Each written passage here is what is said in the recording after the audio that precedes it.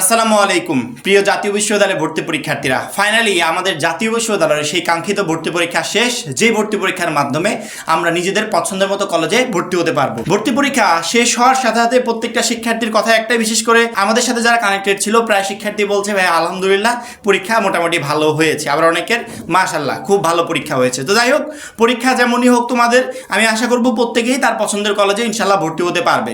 ভর্তি পরীক্ষা দিয়ে আসার পরই প্রত্যেকটা শিক্ষার্থীর কমন একটা প্রশ্ন, এই ভর্তি পরীক্ষার রেজাল্ট কবে দিবে, ভর্তি পরীক্ষার রেজাল্ট কবে দিবে। কারণ কি, রেজাল্ট প্রকাশ পেলেই একমাত্র আমরা জানতে পারবো আমরা কে কোন কলেজের জন্য মনোনীত হয়েছি। ভর্তি পরীক্ষার রেজাল্ট কবে দিবে, ইতিমধ্যে বিভিন্ন নিউজ মাধ্যমে এই বিষয়ে নিউজ প্রকাশ করছে। সেরকমই একটা নিউজ দ্য ডেইলি ক্যাম্পাস, এই মুহূর্তে আমরা দেখতে পাচ্ছি ডেইলি ক্যাম্পাসে সেই নিউজ প্রকাশ হয়েছে। জাতীয় বিশ্ববিদ্যালয়ের ভর্তি পরীক্ষার রেজাল্ট কবে যা জানা যাচ্ছে, একটু স্ক্রিনের দিকে খেয়াল করে দেখো।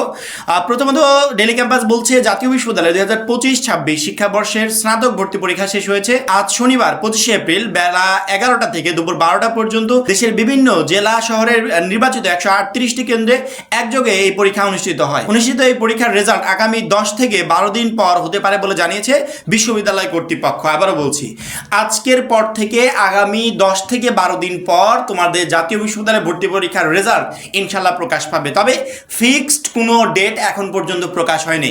জাতীয় বিশ্ববিদ্যালয় কর্তৃপক্ষের এই 10 থেকে 12 দিন সময় লাগবে তোমাদের ওয়েমারগুলো চেক করার জন্য, তার পরবর্তীতেই তারা রেজাল্টটা প্রকাশ করবে।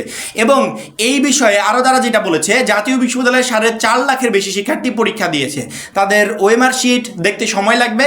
তারপরে আমরা খুব দ্রুত সময়ের মধ্যে রেজাল্ট দিয়ে দিব। আশা করছি আগামী 10 থেকে 12 দিনের মধ্যেই রেজাল্ট প্রকাশ করতে পারবো।